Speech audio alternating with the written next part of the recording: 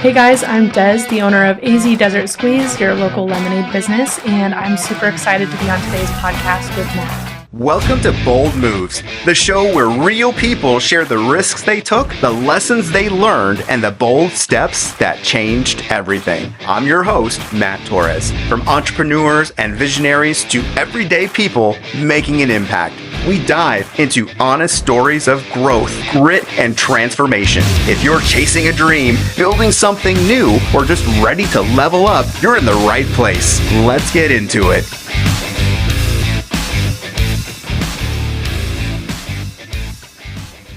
All right, this is Matt with the Bold News Podcast, and I have a very special guest. I have Desiree Krause, also known as Des. Hi guys, my name's Des, or Desiree, and yeah, I met Matt through BNI. It's the best group ever. And yeah, I do AZ Desert Squeeze. That is my little lemonade business, and yeah, I'm super excited to talk about it. Awesome. Very cool. Desert Squeeze, that's like a lemonade business, and it's not just like any lemonade. It's like really good lemonade, Best right? lemonade. Like that's Yeah, pretty cool. I think I'm definitely a little biased, but we approached it a lot different than normal. It was kind of a weird thing, but my daughter got diagnosed as a pre-type 1 diabetic. Oh. And so we had to cut back and limit a lot of carbs and excess sugars to kind of prevent her from becoming insulin dependent. And her and my son, I have 8-year-old twins, kind of mentioned that they had wanted like a lemonade stand. And I was like seeing all these videos and stuff about people having a lemonade stand. I'm like, we could totally do this and just like make it a big thing, an official thing, and do more of a like natural sugar friendly option. So yeah, that's how we started. And if you've had my lemonade, it is definitely less sweet. You're not going to get like the Simply or the Minute Maid taste from it. It's not overpowering. It's just enough to like counter the citrusy sour. Okay. Yeah. That's cool. Yeah. Very nice. Thank you. So, just to kind of fill everyone in, like on the show, Bold News Podcast, we talk about people and their journeys and like really the bold moves that they take in their life, like the risks, that leap of faith, just kind of like venturing off into the unknown, just kind of like seeing how it plays out. Yeah. And so it's really just fun to kind of talk about, that journey. But to really just kind of kick things off, I mean, do you want to kind of share a moment that really captures the intensity of that journey? Like the question I have is like, what's a dramatic or pivotal moment in your life? I always have trouble with that word. Yeah. Pivotal moment in your life that just kind of like sticks with you to this day, something that really made you kind of just like stop in your tracks. Yeah.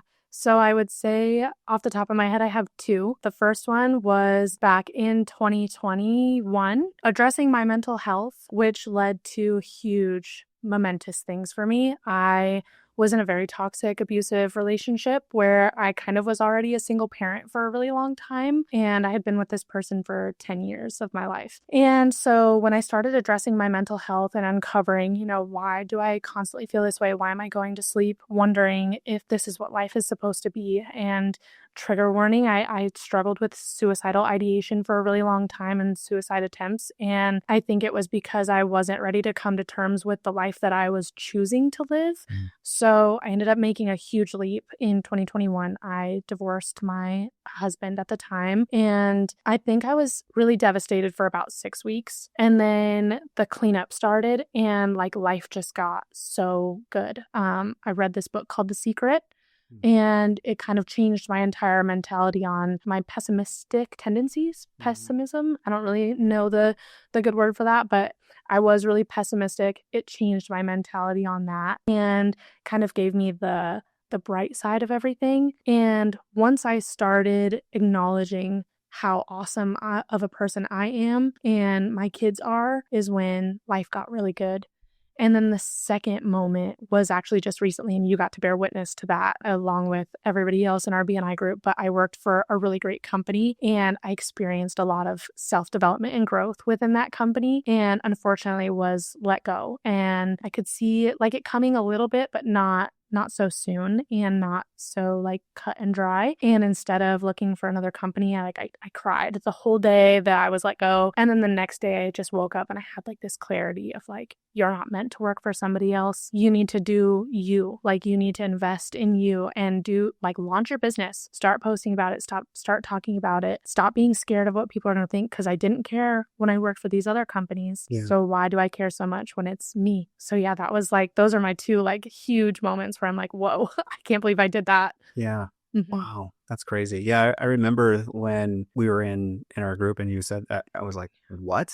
It was kind of like how, because Yeah. like you're, like social media wise too, like I see a lot of like the Yeah. development stuff that you're doing with that company. And I Right. remember just referring a ton of business, especially like online, there, everyone goes on there and it's Yeah. like, yeah, definitely, reach out Yeah. to Des. And it's funny though, because, when they were asking like for that company, who do you recommend? I wasn't referring the company, I was referring you. You know what Yeah. I mean? I was like, Yeah. yeah, talk to Des.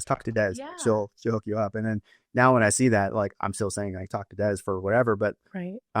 yeah, it's kind of a shame, because I think if that company would have let you do your thing for more than a few months, Yeah. like they probably would have seen a much bigger return. Yeah. But Yeah, I mean, I would say I have done business development a few times, and this company was really where and I don't know if it was them or if it was me, and I think it was a good spice of both, but this is where like I saw the traction. And so I was there for 5.5 months. And for anybody that has done business development and had to kind of create their own clientele, it's really difficult. You usually don't see traction in the first 5-6 months, sometimes even a year. And we had a solid amount. Like it was really good. So I do share those similar feelings of like, man, if I was able to stay there for just a little bit longer, like what could we have created? But the universe had other plans. And like, I don't think that I was supposed to be there any longer than I was. And I'm happy that I got to work with them because I realized what I'm capable of. But again, I think any more amount of time and maybe I wouldn't be where I am with my business and myself.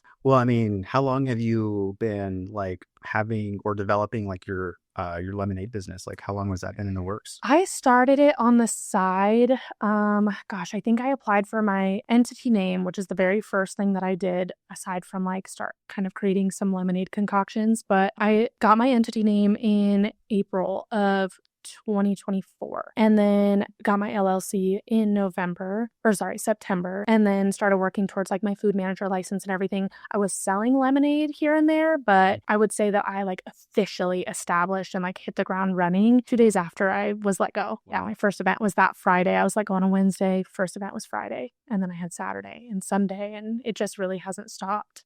That's awesome. Yeah. So like when you first started, it was more like just like side hustle thing. Yeah, it was just kind of like for fun. Like I knew that I wanted to invest in it. I just didn't know or understand what it was going to take and how much I could stand of it. I always pictured just like this is going to be my weekend job. Like I'll have my Monday through Friday 9 to 5 and then I'll have my weekend job. And yeah, it's so much more than that. It's so much bigger than a weekend job. Like you started out as a side hustle and now it's like a full-time thing. Like how were you finding your events? Like how did you find where to go to set up? Yeah, this is crazy. So prior to me leaving or getting let go from the other company, I had 2 events, which by the way, when I got hired with this company, I made them very aware that I had another company of my own, that it was a small business and be like kind of like a weekend and after hours thing. But prior to me leaving, I had connected with Asia, who's in our BNI group, love her, and she hired me for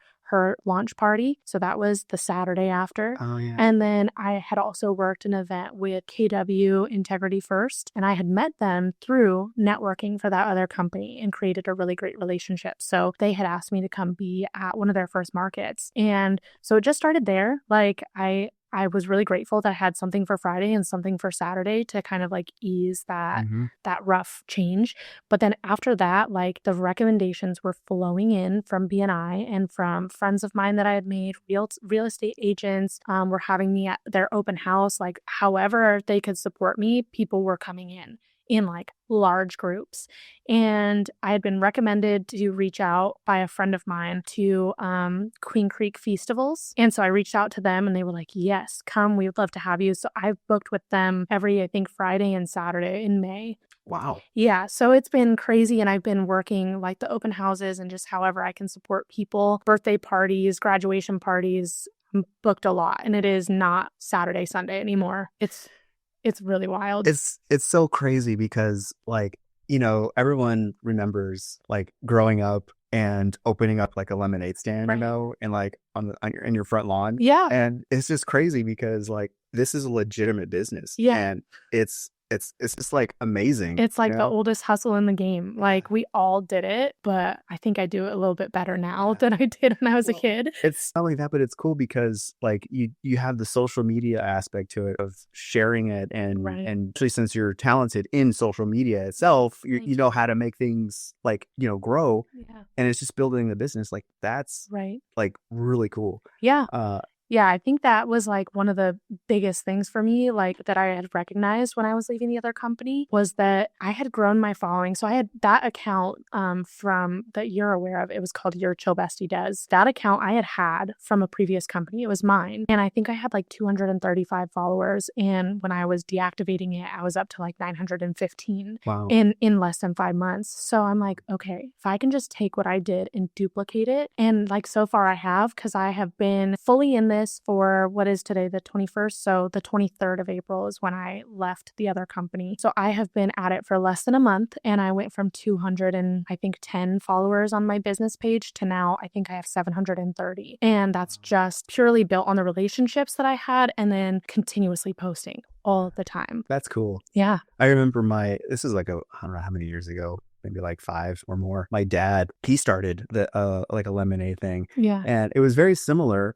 He had like this, I remember this pneumatic like compression thing that squished the lemons, you know, and then like almost like a paint shaker thing. You would just like shake the Oh my gosh, I should definitely invest in a paint shaker. My arms are always so sore. yeah, that would be, I mean, I don't know if it was actually a paint shaker, but it was something similar. But yeah, it like makes sense. Like, yeah, just really shake it up. Yeah. Because I can't imagine like you're Oh my shipping out gosh. Yeah, lemonade. it's a lot. Huh. I used to bartend, so I have like a little bit of practice as far as like the shaking. But yeah, just like the day after an event, I'm like, oh my gosh, my arms, like it's That's pretty crazy. intense. That's crazy. That's awesome. Yeah, that's so cool that you got to experience that in like another light too. Yeah. Yeah, Well, well, and super awesome. but it's like different though, because my dad is like me. We're like always like interested in stuff, and then Right. then we jump to something else. And Yeah. I'm like really trying to focus. Like, okay, no, stay consistent. Here. But it was just interesting because he's different generation. Social media is not his thing. Right. Yeah. And I can only imagine if he would have had like some social media exposure, like his business probably would have like kept going. Yeah.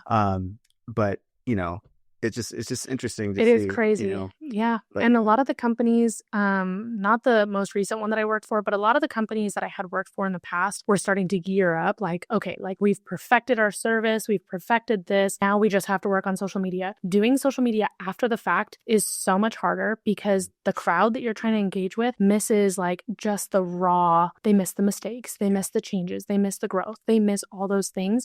And people want to see it. They don't care if you're ready. They just want to know what you're doing. That's what I have a hard time like with, because like I tend to only think about it after the fact, and like Right. I don't think about it during the fact. And I think that's what is like really, I think, strong with like younger generation. My nieces, they're probably like in their 20s, and they're thinking like that. They're recording, like they're on their way to go do stuff. Like one of my nieces is like a Pilates instructor. Oh my gosh, that's amazing. Yeah. I love Pilates. But she like records like a day in the life, and like going opening up the door and setting up and Right. and like just doing like the job, like it's not polished, like edited stuff. It's like real. Yeah. And that is what people want to see. And it's Right. like, I'm like, yeah, good for her. Like she's doing that. But like, I want to do that. But then I don't think about it, in the moment. And it's not until after the fact. I'm like, oh, I already did that. Like for example, like setting up, like I should have like Set up the phone. Yeah. Yeah. But I didn't think about it till you just said it. Yeah.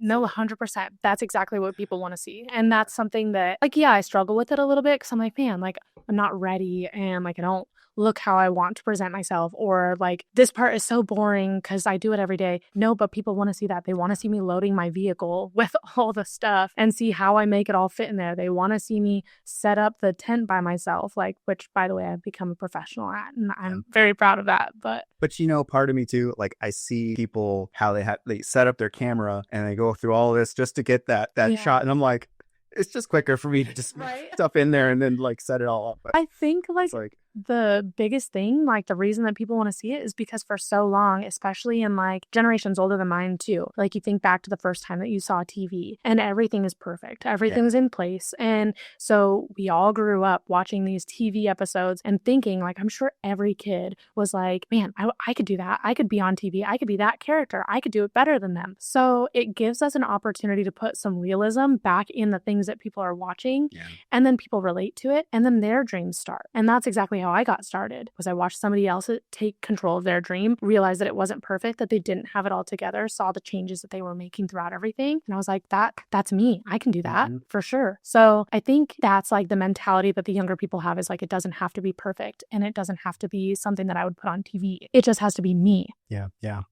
You know, now that I think about it, when I was a kid, I always used to like watching the behind the scenes parts of like movies and stuff. Same. It's like the same thing. Yeah, it is. It is, because you just want to be closer to them. Yeah. What can I relate to that they're doing? Yeah. That's like where I used to stem from, is like, are they like me? What things do we have in common? I don't care if it's a favorite color. I want to know. It's like interesting because like I'm closer to the generation where everything had to be perfect. You know what I mean? Like everything needed to be polished and like shiny, and like house can't look lived in if you're going to have people over. Right. Yeah. Exactly. Same. But it's funny because like I'm also ahead of the generation where it's kind of like, you know, well, it doesn't have to be perfect. Like whatever. Like this is real. This is whatever. It is so good to be malleable. Yeah. Yeah. It's so funny though, because like my generation is always kind of like, we're this weird generation because we're kind of like stuck in between like the boomers, you know, and then also like what is it, Gen Alpha? Yeah.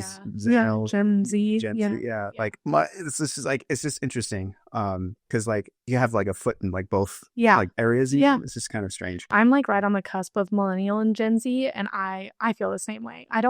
One thing that I have noticed about like the millennial generation and the generation before that is that those are more of the people that have a hard time talking about hardships and like the things that they have gone through. I personally have never had that problem. If somebody wants to talk to me about it, I'm like, let me tell you everything. I'll make it feel like you were there. And so that's like one big difference. Part of me feels like a little teeny tiny bit of that is like purposeful. Like maybe I shouldn't be so comfortable sharing everything and keep some of those details to myself. And then the other side of me is like, but what if somebody else has the same experience? So it's weird for me too. And I'm definitely not keeping up with the dances and stuff that they're doing. It's so hard. Yeah. It's so hard. Like, so my kids, they're like 12 and 8. Yeah. And I'm learning the lingo now. Like, I'm like, what did you say? What does this mean? Like, so I like skibbity and Riz. Have you heard like no cap? Yeah, no cap for sure. Like my kids started saying what the sigma all the time. Yeah, what the sigma. And I was like, what does that mean? And they're like, I don't know. You tell me. I'm like, I don't know. And I'm so like, I look it up on like Urban Dictionary or like, I'm like, what does this mean? Like, I need to be able to speak their language. And yeah, I mean, it ties into like the Alpha Omega thing from what I've read. It's like the ultimate God thing. So yeah, still confused on that one, but they do throw me for a loop with the Riz and no cap and all of that stuff. I'm like, I don't even know, even know what you guys are saying. Yeah, it's very interesting. Yeah, like I'm hearing stuff and I'm like, wait, what? And I always thought I would be, oh yeah, you'll understand, and you'll as you get older. But now, no, like there's a divide. It's like, what? Yeah, like, it's like a secret language, and if you're not in, they're not telling. Yeah, and it's weird. And my kids are 8, so it starts so young as 3rd grade, where they're like, you tell me what it means. I'm like, oh, you guys are rude. How about the secrets? Oh man, I'm just trying to be cool. Isn't that funny? Like when we were kids, you're like, parents are probably cool. Yeah, it's funny. And now they're doing that to me, and you're like, come on, dude. Why am I the victim? Oh, we're together. Like, oh yeah, it's crazy. Yeah. When we talk about like taking a leap of faith, it's like never easy. Were you like just terrified, or were you like just really hopeful, excited? Like, what was your state of mind like right before that? I feel like it was kind of all of it. Like it was, and the only way that I can put it into words is, I guess, overwhelmed. The first person that I called, and I think the only person that I called, was Afton from our group, and basically just told her like what had happened. And I knew nothing about what my plan was yet. This was like maybe 15 minutes after I left, like getting let go. I was like, okay, I'm going to call Afton and I'm just going to ask her if I can go to the group tomorrow, because we meet on Thursdays. And she was like, absolutely. Like, you're definitely coming. coming and like you're staying. It's fine. We'll figure it all out. And she just had this like very gung-ho attitude. So I get off the phone with her and I go to my parents' house and I talk to them and I'm like devastated at this point. And my mom is like, no, this is a sign. Like you were even talking about this, which is so true. I was talking a couple weeks prior, like, how long do I do this for? How long do I invest all of myself and all of my belief system into a company that isn't mine? When is that going to happen? Do I just let mine go? Because I was getting very invested into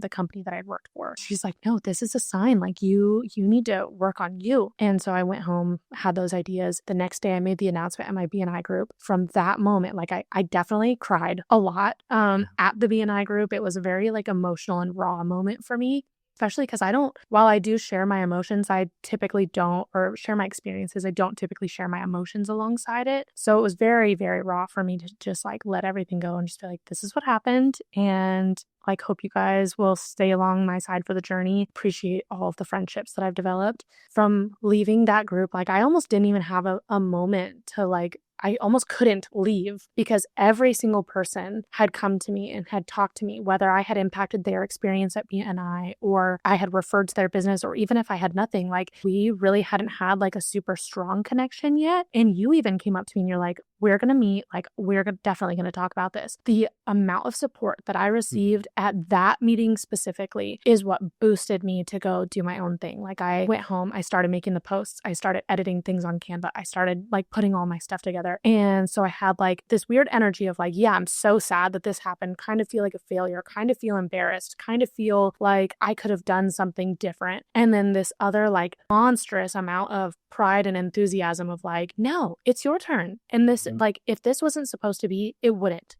be, but it is. So it's time to get it together. Like it's go time. And if you're going to do your own business, you better like run with everything that you've got. And so there was a little bit of a fire under me for, I feel like probably 2 weeks. I was just like in go mode of like, and it was kind of unorganized. It was just like, okay, grasping here. Like I've got to figure this out. And then now it's gotten to a spot where I'm more calm. I'm very grateful, definitely still get very emotional about the amount of support that I've received, but it is like, okay, now I know what to do. Now I need to make sure that I'm consistent and I need to make sure that I'm diligent with every choice that I'm making. Every dollar is accounted for, like starting to go through the nitty gritty of KPIs and where the money goes. It's a lot, but I'm grateful for it because I did it for other companies. So why not do it for myself? Yeah, it's crazy. There are a lot of like expenses, like subscriptions and supplies. Oh yeah. It's just crazy. And then for yours, I mean, I can't imagine like there's a lot like like anything that has like beverage, food, like and monthly taxes, like that's not something that I was prepared for. Like filing my business taxes monthly is insane, but I'm adjusted to it. It's on my calendar, like I have a reminder. So that was like something that was really crazy to learn. It's like, wait, okay, so I go from filing my taxes once a year to filing once a month and then again once a year. Like, okay, that's an adjustment. It's not all fun and games for sure, but lots of subscriptions and lots of like price comparison and research and development of like, what do I want my product to look like? What do I want my service to look like? And that is always going to change, I think. I don't think that's ever something that's going to be like, this is it, this is done. Just because times are always changing, the culture is always changing, and I want to be somebody that grows and changes with it. Where do you see your business going? Like, where do you see, the brand in like the next 5 years? 5 years? So I would say that we definitely want to get more into the event space. I want to be more of like a caterer. I am working on my liquor license classes currently, so that's something that I will have, I would say, before like July. And I want to be able to go to weddings and all the events and be able to bring the AZ Desert Squeeze side with like the bartending or whatever they need and kind of just curate that experience. Also, definitely want to get a truck and be able to like go to these markets and have a little bit of an easier setup. Tent setup is not for the week. It's really, really difficult. I think that is kind of like the 3 to 5 year plan. And then I have gone back and forth on it a lot about being in stores and trying to sell to stores like Fry's. And that one we'll see, because there's a little bit of a hiccup with having an all natural product with no preservatives. It's going to be in like the produce section. Not a lot of people are going there to look for lemonade. Whatever doesn't sell gets thrown away day. And I don't know if that's like a cost that I'd be willing to eat just to be in the store. Yeah, that's interesting. Yeah, when I watch like Shark Tank, the beverage space is, they say, like really competitive. Yeah, It's like, it is. I never really thought about it, but Me neither. there are a lot of beverages there. But I think the organic, all natural stuff, people are craving, Yeah. and there's It's not because it's real. Finally, like you have something that is like real again with no pesticides, preservatives, nothing. And it's like, oh my gosh, this is what it's supposed to taste like. And that's kind of what I tell people is like, I sell the lemonade that tastes like it's supposed to. and not with like a bucket of sugar. Right. Right. Yeah. Yeah, it's crazy because I grew up like with just here's preservative sugars, Yes. all that. Same. And it's, Red food dyes, all of it. Yeah. and it's a negative toll. Yeah. You know what I mean? Like it's 100%. caused like some like autoimmune issues and Right. breathing issues, and it's like I can't eat a normal diet anymore. Like I seriously have to, like, me and my wife have issues with certain foods, which just totally like throws us off the rails. Right. And it sucks. Yeah. Like having to make those Those adjustments. changes after you've been used to something for so long.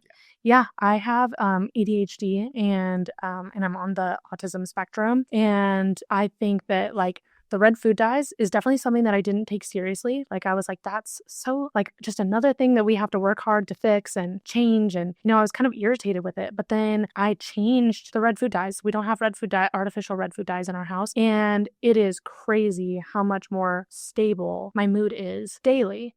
And that's something that is like small, but as somebody with ADHD and having those minor like mood swings and tendencies and tics, having something like that removed from my diet and having it be so stable, it makes me have a lot of questions as to like why we've been eating the foods that we have. Yeah. Yeah.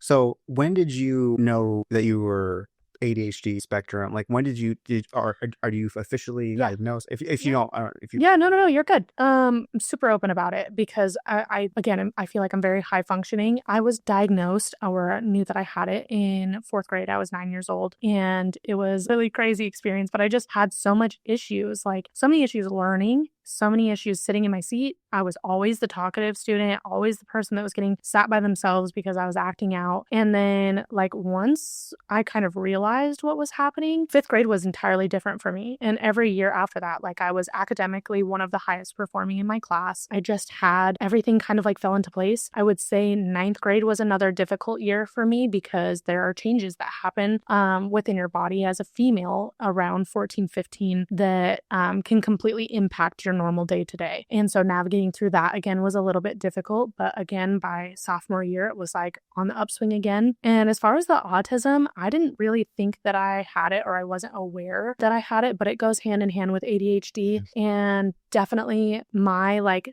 thing, I guess, or my niche of autism is I feel things very, very deeply. I'm able to separate, like when I was let go, for example, I didn't cry while I was there. And in fact, I spent a lot of my time there comforting them, the owners. And when I leave, that's when I'm like, okay, I'm allowed to feel now. And then it just like comes out. And I feel so deeply about so many things. And I really empathize with other people. When I see people going through hardships and stuff, it's like I literally cannot control the pull that I have to go help them, go talk to them, provide them support. So that's kind of like, and loud noises. Those are like my two like niches. I don't do loud noises at all. Yeah. But yeah, I feel like that's kind of once I came to terms with that and noticed and accepted it, a lot of stuff changed for me. And now I don't spend so much time wondering why I'm different, why like my friends don't think the same way that I think, or my bosses don't think the same way that I think. Because it's like, well, I'm just a little different, and that's okay. Yeah. Yeah. That's crazy. So I didn't really discover this until I was probably late 30s. I mean, not until we figured out about my son, because my son has autism and ADHD. Yeah. And going through that discovery process is when you start to make realizations like, oh, wait, what? Yeah. About yourself. Yeah. And I had no idea. And going through and learning about that, and then going myself to get checked out, because I you wanted have to know. questions. Yeah. And so, they did diagnose me with ADHD, they're like, oh yeah, you've got it. So yeah, figuring out my son and going through that process, going through all the doctors and all the research and everything, I'm like, this is crazy. Like, that is me. You know what I mean? Mm-hmm. And I didn't go to the doctor and get like diagnosed with autism. Like it just kind of like, you kind of know. They kind of just go hand in hand. Yeah. Yeah.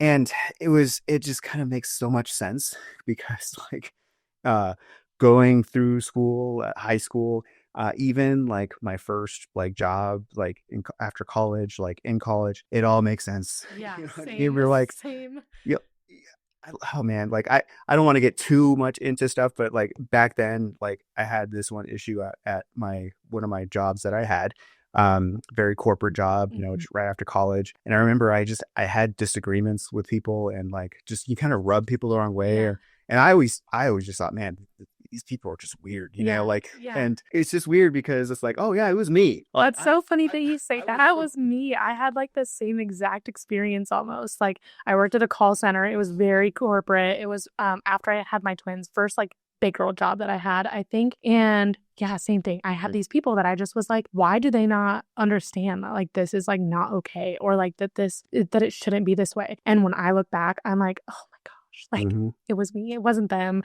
Like, yeah, there was definitely things that they were doing that like weren't good, but like normal people would be able to let that go. Yeah. And I'm not normal. So I'm like, yeah, that explains why I was like losing sleep over something that somebody else was doing. Yeah. Well, and the job I had, it was like working with, it was a sales job. Yeah. And I was like the inside sales and I worked Yeah. a lot with the outside salespeople. Yeah. And, you know, normally salespeople are very like, you know, they're the cool kids. Normally, Right. you know, Yeah. they're the normal people, the Right. normies. Yeah. And then like, you know, when I was dealing with them, it was just kind of like you can kind of sense there was something, but Yeah. I did not know how off like Yeah. I was. Yeah. And like I can only like think and from their perspective now, like just them looking at me like, dude, what is up with this dude? Like, you know, like Yeah. I'm serious because like I had no idea, and now, you know, like I'm going through like therapy, Yeah. medication helps. You know, like Yeah. when I'm not on my medication, oh my word, look out! Yeah. Like I it's- am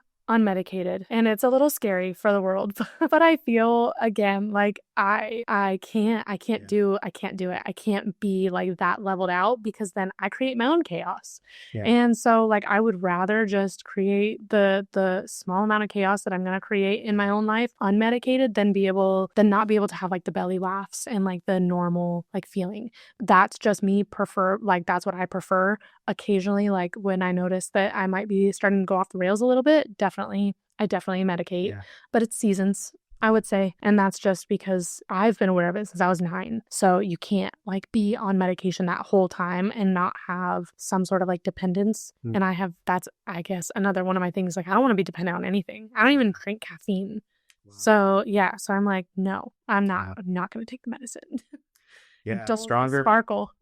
person than I'll tell you. Oh, Like, well, it's maybe just a little tiny bit more experience and like knowing, knowing that I had it. yeah. Like you're relatively fresh to knowing that you have anything that's different. And so learning the ebbs and flows of that, you're going to go through different challenges. And I feel like it's safe to say I've been through a lot of those challenges at this point. Definitely still could be thrown a curveball, at which point we would reevaluate. But Well, it's so funny though, because when I got on medication, like I tried different medications. Yeah. My doctor, like, you know, had me do different stages, like first the Right. non-stimulants, and then kind of like realizing after a year of going through all these things aren't working, Yeah. you know, to go into the stimulant modes and then finally settling on, you know, like on Adderall. Yeah. And a lot of people think like, oh, you're going to take Adderall, you're going to be like, you know, super crazy person, or like, you know, in my mind, I'm That's it for you. right. Like I'm thinking, oh, I'm going to be like, I'm limitless, you know, I'm Yeah. going to be like, I'm going to be unstoppable. No, No, you just it's get to not. have one consistent thought. right. You get to finish the whole thing. The train Yes. arrives at the station and like, yeah, that's one thing that I definitely do miss is like just being able to have one cohesive thought, but it limits my creativity. It limits like who I am, I think. Does it really? For me personally, that's what I experience. Like I can't think outside of the box because Adderall and Vyvanse and oh gosh, there was another one that I kind of like was on for like the last few years. I would switch between them to try and get like a different like mode, I guess. Like yeah, that just like the creativity like kind of goes away. And so now when I'm not on it and I need the creativity for my lemonade business, I need it for my social media. It's so much easier to do personally. Interesting. Yeah, but everybody's different Yeah. in how they operate too. So That's that. Yeah, I've heard that too from people, and it's like my experience has been different. Like yeah, I haven't had like any like creativity for me like stifled in any way. Like yeah, if anything, because like I do like a lot of software development and coding, and for mhm, whatever reason, it actually helps me to kind of like think more outside of the box yeah. for me. Oh, I love that for Yeah, you. Yeah, it's wild. it's just purely based on like your chemical reaction Yeah, being different than my chemical reaction. yeah. Yeah, It affects everybody differently. It's so it's weird. really crazy. Yeah, But yeah, I mean, I think that similar to how like what you were saying about your son, that's kind of like what made you aware. So I have two very young brothers. I have one that's turning 10 on May 23rd, and then I have my youngest brother who just turned 8. wow.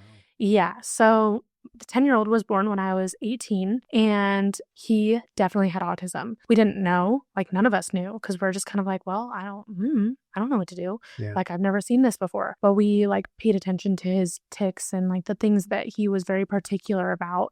That's kind of like what made me aware. And I was like, okay, I did a lot of self-reflection after that. Also TikTok. TikTok also made me evaluate a lot because everybody was talking about how they have autism. And I'm like, wait, I do that. Like, and I also have that and that. And so like I just kind of like gathered everything. But then after this, I made my mom evaluate too, because like she's like, okay, well, like your younger brother has it. And I'm like, I definitely have it. And she's like, I didn't want to say anything. I'm like, no, it's not. She's like, yeah. So she's like, and I'm sorry, like I didn't realize that like these things when you were younger, like I didn't wear socks ever. Like I hated, and I still hate the seams touching my toes on socks. It was like my New Year's resolution back in 2022 to start wearing socks with my shoes. I know it's disgusting. I can't help it. But like that was like one of the things, like I would throw nightmare temper tantrums if I had to leave the house wearing socks and tennis shoes. Like I'm like, oh, I cannot do it. Yeah. So she's like, man, like I'm so sorry. Like I didn't even realize. And then we found out that it can be hereditary. And then we started realizing things about her as well. And so it came like full circle to where we're just like, yep, we have autism. Like we're just here. But I think everybody has something. Like, you know, I don't think that I have met very many people that are not neurodivergent. Yeah. Yeah, same. Yeah. And it's interesting because when I'm not like medicated or doing anything like that, I would over explain everything. Me too. Like way too much information, like TMI to the nth degree. And Me too. and me, I just thought, okay, yeah, you need to know. Yeah, Like, you need I to know tell you this stuff. everything. Yeah. And it's like, no. That is so me, like to a T. I say it all the time, but like once you, like when I'm first meeting people, you're like, yeah, I'm a little shy. Like once I get to talking to you, like it is so hard to get me to shut up because I just am like, oh, and then this and then this. And I give them micro details about everything. It's like, we actually didn't need that. Yeah. Or you get super like into your topic that you like, and you get like, you talk to them as if they're in the field, you know, like, and you're just going off the rails on like super like technical stuff. And they're just kind of like just listening. Okay. Yeah. Yeah. Have you ever seen like the eyes glaze over and you're like, oh, I said too much? Yeah. Yeah. You're like, yeah. I'm like, okay, so next, like, how's your day? yeah. Yeah. That's crazy. Yeah.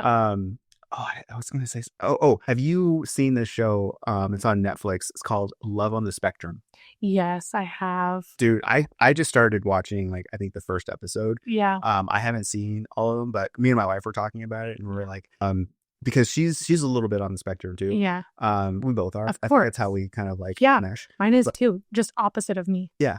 But yeah, I started watching the first episode and it's just interesting because like some of it I was like, okay, like it was like you could tell that there was some autism, but at the same time you kind of resonated with some of the things. She's like, oh, I kind of like do that too. Yeah. And it's like, oh, well, that's not so, you know, like it was just it's strange. crazy because as you see it, you start to make more connections. You start to make more realizations. And I think that's like the beautiful thing about it is like it is changing so much. Like I remember being in elementary school and it was such like a frowned upon thing. Like, oh, they have autism. And maybe that's just because I wasn't educated, but I feel like that was like kind of the general consensus. And now it's like I can openly talk on a podcast about having autism, being high functioning and how I handle it. And nobody is going to be like, oh, we don't like her because she's autistic, you know? And I think it's funny too, because like you just get to throw a little sprinkle in there. Like, oh, I say, oh, sorry, it's autism. Yeah. And people are like, oh, that's That's so funny. And I'm like, yeah, well, you have to be lighthearted about it because it's something that I think the majority of the world has. Yeah. And it's all different for everybody. Like how you were saying, you connect. Well, I look for it in people and it's always different than how I have it. My fiance, super smart, went to school to be an engineer, loves science, loves math. It's weird. Like I've never met anybody that loves math and science as much, but I noticed that like that is his flavor of autism. He is like very, very passionate in the micro details of how things work. And like, I love that. I love that for him. It's beautiful. My flavor of autism, what pretty colors can we paint this? And like, how can we make this like super exciting and feel like a safe space? Yep. So, but those two things come together really well when you're building a life and building a vision. It's like, okay, well, we definitely know that he is going to create the mechanics of everything, and then I'm going to make it fun. Yeah. Yeah. That's nice. Like my wife and I are the same way. Yeah. She's more of like the math, the details and mechanics, yeah. mechanics, and I'm like kind of like saying like kind of glossing over, like big picture, Yeah. that type of thing. That's so funny.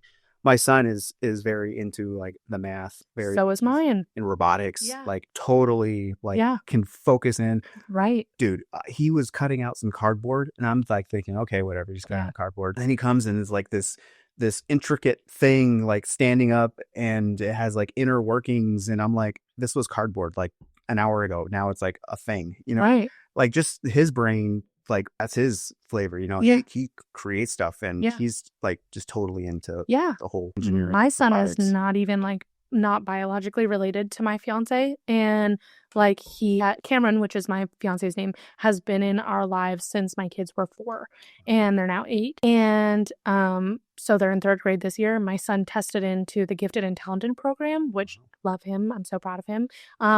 But he like built a people mover, which out of Legos, which had like a motor and everything in it because he's super into like the mechanics of everything. And I'm like, okay, I see the connection. Like this is you're watching, and like that is definitely his flavor too. I'm like, perfect. And Penelope, my daughter, is very much the same as me. She's like, I want to do cheer and dance and ballet and all these things.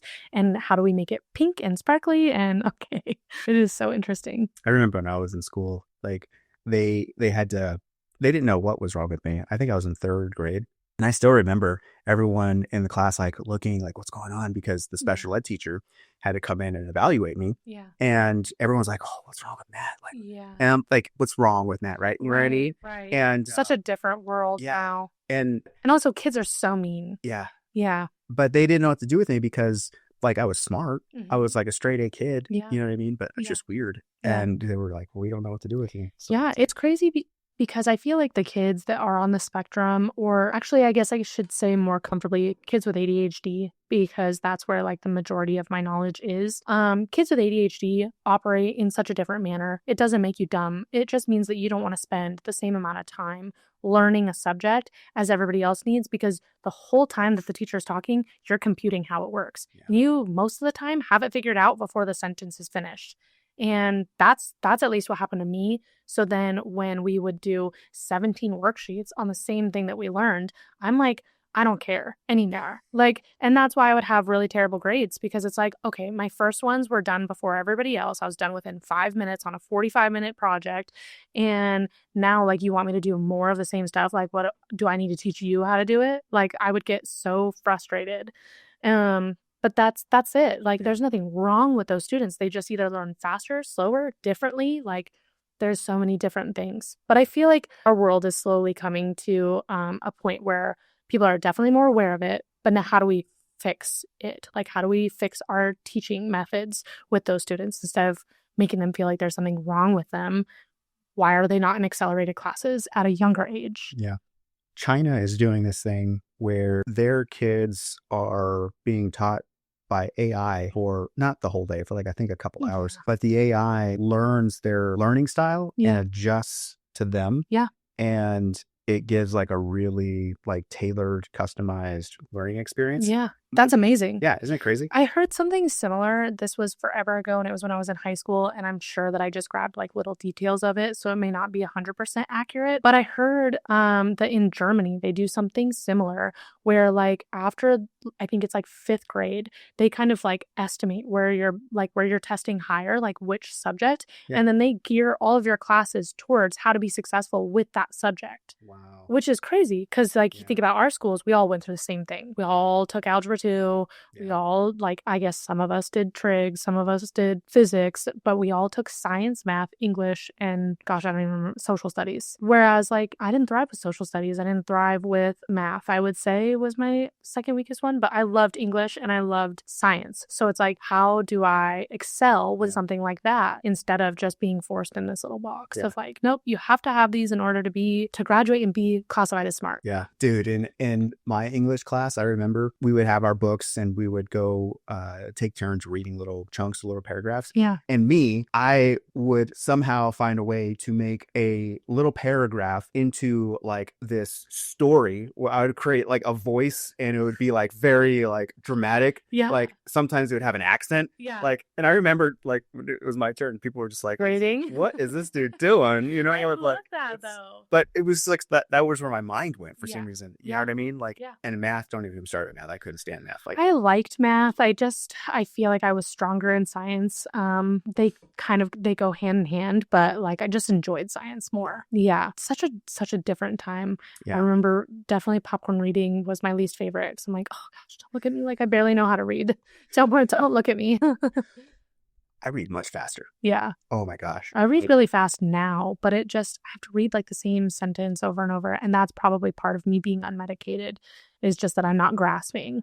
It's so different. Yeah. I remember my son was complaining about this because he was trying to read at the end of the day. Yeah. He was struggling because same things I struggle with, like having to like read something over and over. Like Yeah. you would read something and you're like, I have no idea what I I read. have no idea. Let's go back and just read Yeah. it. Now, like the words just kind of jump off the page. Mhm. And it's interesting because you're reading so fast that I tried to explain this to my wife once, where kind of you're reading above the text almost, Yeah. and you're almost like skipping words and your brain is kind of Filling in. the gaps. Yeah. And it's almost like a blur, but you know what the blur Yeah. says. Yeah. And it was so mind blowing for me because I remember when I first started taking medication and Yeah. sitting down and reading, I was able to just actually sit down and read like Right. without even like Yeah. thinking about I remember the first moments that I was medicated and reading, and I was like, this is what people do all day. And like, this is why everybody's so good at what they're doing. Yeah.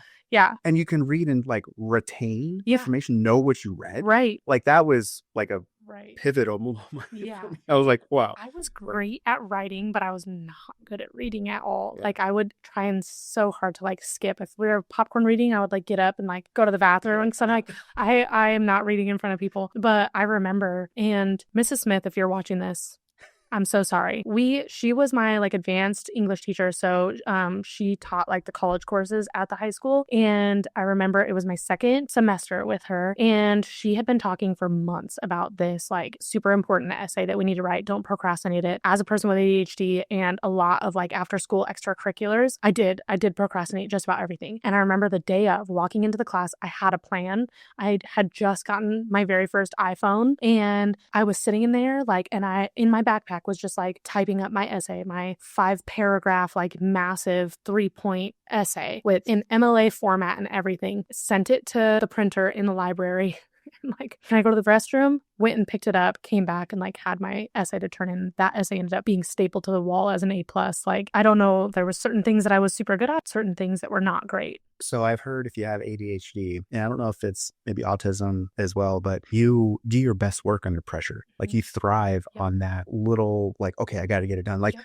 I growing up, even like before in my adulthood, I could have maybe like a month, 2 weeks, whatever it is, Yeah. to do an assignment or to do a project, and I would wait until it was like, okay, go time. Next hour. Yeah, but that was where it would be. Brain just like It just does it. clicks. Yeah. It's interesting because I remember for the military, I had to go to Fort Gordon for this signal course because I was a signal officer. Yeah. And you have to take your Security Plus certification. Yeah. And I remember like everyone like spending the whole time studying. They're reading and they're doing all this stuff, you Yeah. know, and I just couldn't like, I was like, I can't do this. Yeah. And I just ended up watching like Game of Thrones. Like Yeah. someone told me this is where I learned about Game of Thrones. They're like, you haven't seen Game of Thrones? And I'm like, no. No. I'm like, well, there's like 7 seasons you need to watch. I'm like, okay, because the Yeah. new one was coming out. So I just binge watched the entire like series. Yeah. And like didn't study for my Security Plus. Yeah. And then I remember the night before the exam, I was like I'm just gonna fail this. Like, just Yeah, you just come to terms with Yeah. it. That's so funny. I used to have that all the time.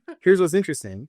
They had this smart card. It was like laminated, like little piece of paper with super tiny writing, you know, and you're just like all the stuff you need to know to pass the test. So I'm like, okay, I might as well. So I just read like the thing, you know, and then I was like, okay, and go in and take the test.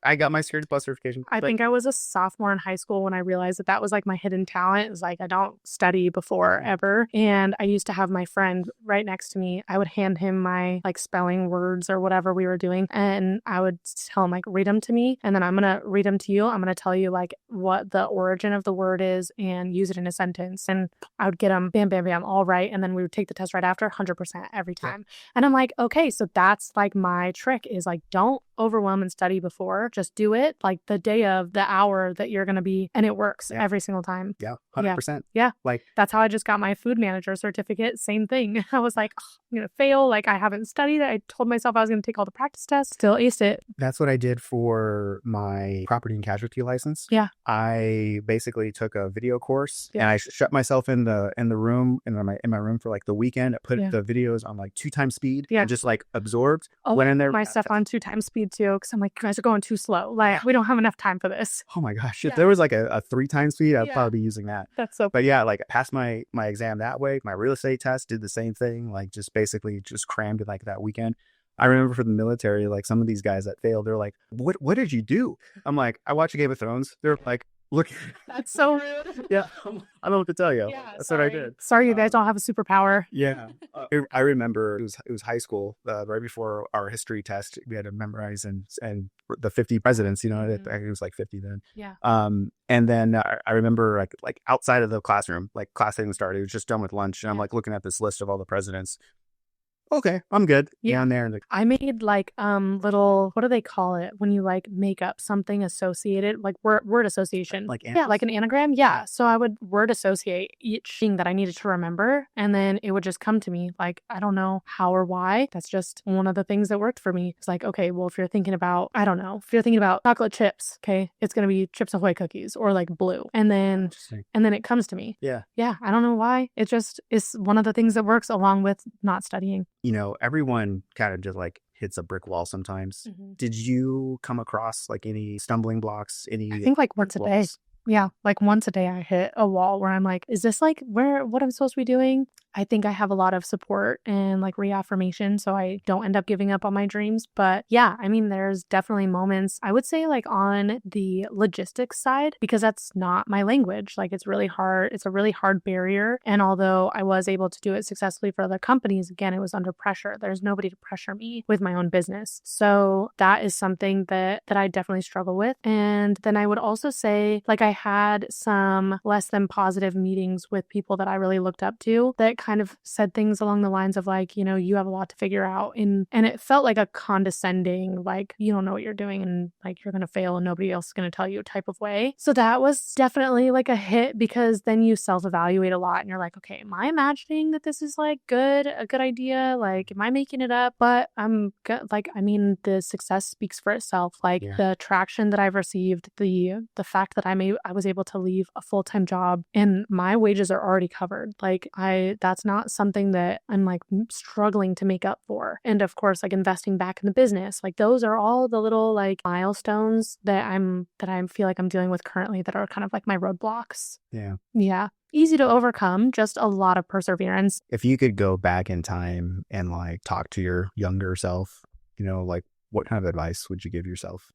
Stop being so mean to yourself. Like, seriously, I was my own worst enemy. I think that I was so like aggressively anti-Des when I was younger that it stunted the growth. I could have had this years ago. I could have had so much years ago, but I had a lot of self-loathing. And I think that once I came to terms with the fact that like I'm a really kick-ass person and there are a lot of people that I feel like benefit from my story and my presence, not to sound like arrogant with that, but like I have a purpose here that's so much bigger than me. Once I came to terms with that, everything like shifted. And that was back in like 2021 where I was like, "Ugh, what am I doing? Like, why did I spend so much time not liking myself? Just being happy and positive has completely changed everything around me. The people that surround me, the experiences, the opportunities, like the doors are open Yeah. because I love myself now." Yeah. Yeah. Do you think like your definition of success or how you view success, do you think that's changed because of the journey that you've Yeah. gone through? Absolutely. I think I used to think that success was defined by money 100%. I thought it was monetized, like everything about if you're not like driving the nicest car, you don't have the designer bags, you're not going on vacations all the time, you're not successful. But where I think success lies is like I'm able to bring in what I need to bring in, and I'm able to experience what it's like to be a full-time mom and be able to like really immerse myself in my children's lives and not be in survival mode for the first time ever. So I feel extremely rich and successful in that aspect. Like I'm able to give back to the community. I'm able to show up and support other people and be like exactly who I'm supposed to be for my family. I feel very successful. Do you think there's any bold moves that are coming up that you're planning? or getting ready Absolutely. Yeah, absolutely. I definitely think I think the liquor license is going to be quite the jump for me. And then yeah, on top of that, I've got some really, really big things in the works with some great friends of mine yet that I don't want to share too much yet, but they will be on my social media for sure. for? Nice. Yeah. That's cool. Very cool. What's your favorite book, podcast, or resource that inspires boldness? Definitely The Secret, the one that changed my life. Mm. It's by Rhonda Byrne, I believe. It's on Amazon, but it talks about the law of attraction, and basically you are going to get exactly what you put out into the world. What's the best piece of advice that you've ever received? Everything that I want in life is on the other side of hard. That makes sense. Yeah, you got to go through the hard things to get the things that you want. That reminds me of going through the valley of despair. Have you ever heard of that? I don't know if anybody else has heard it, but this like you're going along this path and then you go down this valley and this is like the suck. You know what I Yeah. mean? Like this is Yeah. like the garbage, the stuff. And this is where a lot of people pull out. They're like, I'm done. Yeah. You know what I mean? Like Mhm. with anything, like Yeah. could be a job or like a relationship or whatever. But then when you push out of that, you're on the other side, then it's like way better than it was going Yeah. into it. Absolutely. So crazy. I think, yeah, there's another one that kind of like goes alongside my first one that's like, nobody's expecting you to be 100% better by tomorrow. But if you were 1% better for 100 days, you're going to get there faster. Yeah. And it's like, okay, that's 1% is so attainable. I can do that. And I can take that with me each day. Yeah, that's a good one. I've never Yeah. heard that before. Yeah. I like that one. In one word, how would you encourage someone to be bolder today? Courage. Have courage to get where you want to be, to make the step, to take the leap, to have the conversation. Definitely courage. That's a good one. All right. It's been awesome. I've had Let's- so much fun. Yeah, no, this is like so cool sharing your story. How can people get a hold of you? How can people contact you? Yeah. Get some lemonade? Yeah. How- I would say my primary outlet right now is Instagram. So I'm on Instagram as AZ Desert Squeeze. My email's on there. My phone number is on there. I'm on Google as well. And then I have a website coming soon. You got a domain? Yeah, it's azdesertsqueeze.com. Sweet. Yeah. Okay. So eventually when We're looking at like the next month, probably. very cool. That's exciting. Yeah, I'm super excited. Very cool. Mobile orders. Oh yeah. Yeah. Okay. Yeah. Very cool. Is there anything that you want to share that we haven't got to talk about or anything?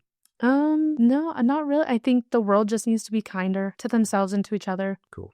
Yeah, no, I'd agree with that. Well, it's been amazing having you on the show. I'm glad we got to connect and talk about your story and stuff. That's This so is it's really cool. It's like, you know, a lot of times, you know, you connect in BNI and stuff, you know, and you do one-on-ones. Yeah. But for some reason, it's like always different when you're like for like a podcast setup or Yeah. something. It's like Yeah. really cool because Yeah, because it's personal. Like I got to learn so much about you as well. Yeah. And yeah, I'm really thankful. Yeah, awesome. Very cool. I'm just going to say this, get some lemonade if you haven't, because Desert Squeeze lemonade is awesome. So really excited for that. I'm really excited to see your business grow. So that's going Thank to be very you. cool. Thank you so we'll be much. following that. Yeah. But this has been the Bold News Podcast with Desiree Krause. Des. Yep. That's going to be a wrap on this episode, and we out. Thanks for listening to Bold Moves. I'm Matt Torres, and I hope today's story gave you that spark to keep moving forward. Be sure to follow the show for more conversations that inspire action, shift mindsets, and remind you you're not alone on the journey. For exclusive content, updates, and more, visit boldmovespodcastaz.com. Until next time, take the leap, trust the process, and keep making bold moves.